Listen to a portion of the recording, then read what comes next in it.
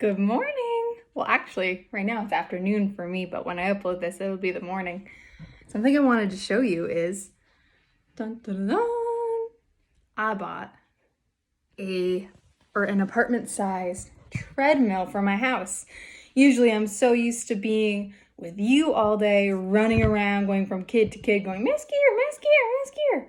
So I get my exercise in, but being here, I'm just sitting on a computer, and that's really hard for me to do. So I bought myself a little apartment-sized treadmill, and I am loving it. I feel so energized. So I figured, let's read an extra chapter today. Let's see. No, we're not on chapter 9. We are on chapter 18, I believe.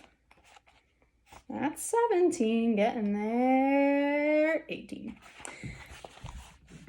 When we got to Gloria Dump's, I told her I had 2 surprises for her and asked which one she'd want first, the small or the big one. The small one, said Gloria. I handed her the Littmus Lozenge, and she moved it around in her hands, feeling it. Candy? She asked. Yes, ma'am, I told her. It's called a Littmus Lozenge.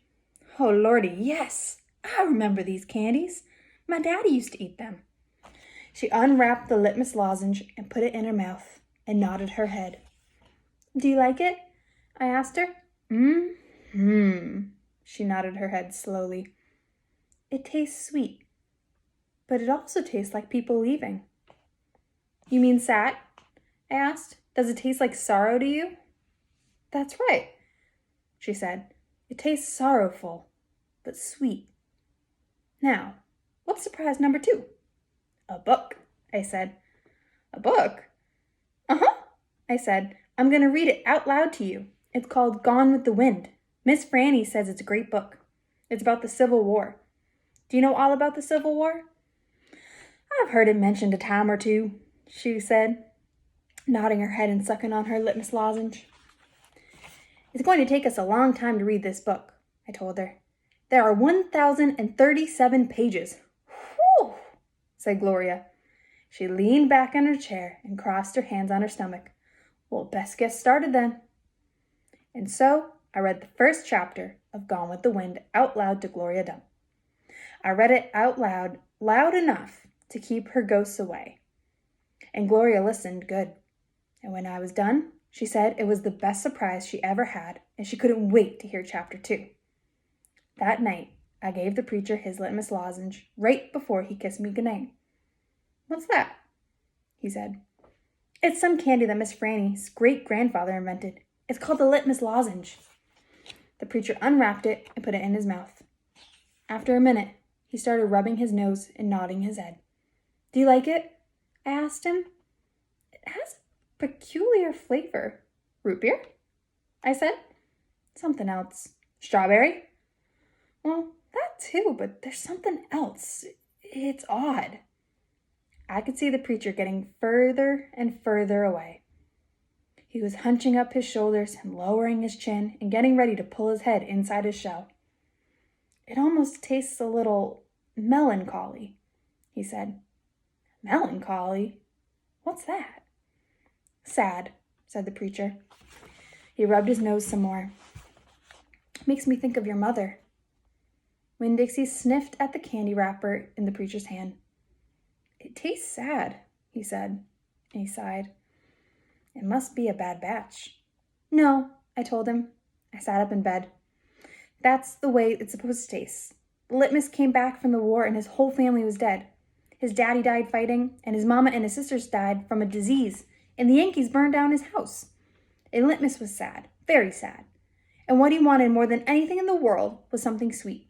So he built a candy factory and made Littmus lozenges, and he put all the sad he was feeling into the candy.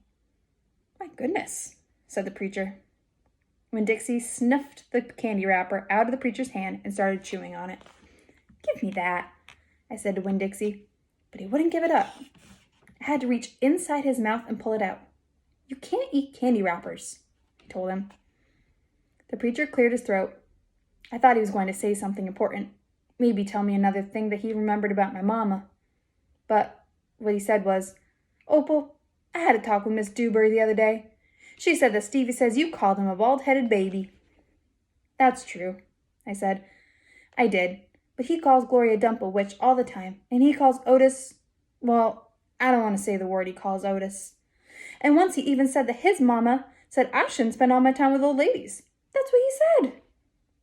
I think you should apologize, said the preacher. Me? I said.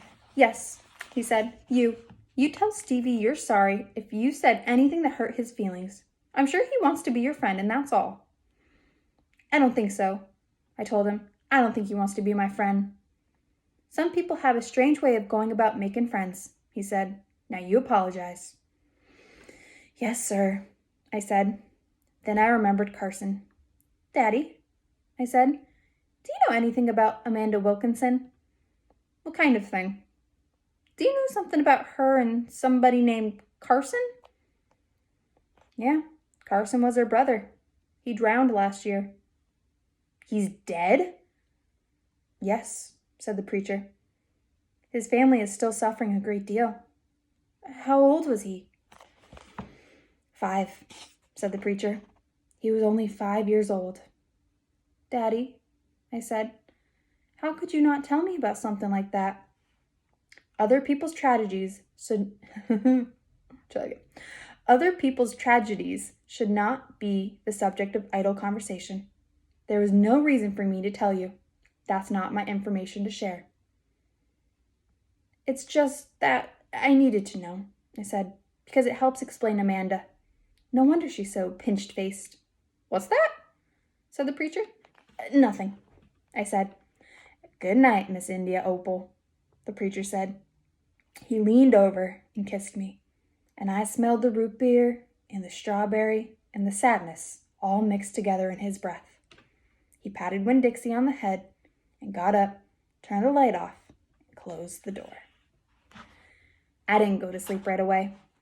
I laid there and thought how life was like a Littmus lozenge, how the sweet and the sad were all mixed up together, how hard it was to separate them out. It was confusing. Daddy, I shouted. After a minute, he opened the door and raised his eyebrows at me. What was the word you said? That word that meant sad? Melancholy, he said. Melancholy, I repeated. I liked the way it sounded, like there was a music hidden somewhere inside it. Good night now, the preacher said. Good night, I told him back. I got up out of bed and unwrapped a Littmus lozenge and sucked on it hard and thought about my mama leaving. That was a melancholy feeling. And then I thought about Amanda and Carson. And that made me feel melancholy too. Poor Amanda. Poor Carson. He was the same age as Sweetie Pie. But he would never get to have his 6th birthday party. Oh, my heart.